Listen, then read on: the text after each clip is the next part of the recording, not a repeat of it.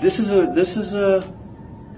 an interesting one, but what it's like to have a father in a wheelchair for me is I can say that it's that he being raised by a father in a wheelchair has basically taken that whole aspect of even the question out for me, because I just see him as my father.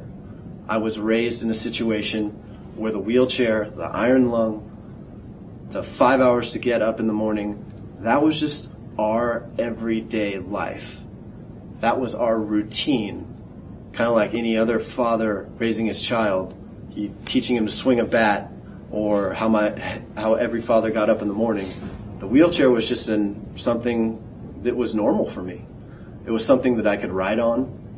It was something that breathed out of a respirator. It had a hose to it, but that's how my father breathed.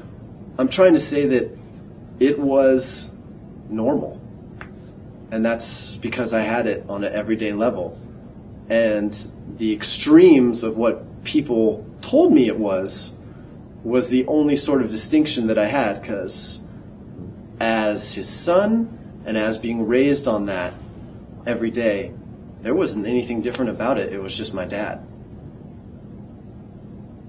Now, as far as the influence that my father had on others to allow them the accessibility that he was fighting for the entire time, that was his work.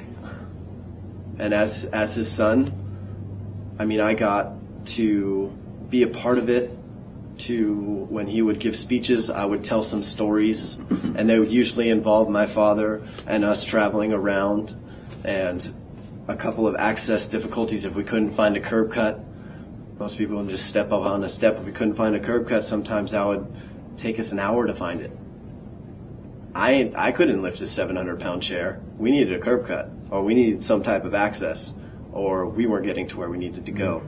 So for me, it was the stories of my father, and then the slowly development of his peers and the people around him, and how his vision was slowly being implemented.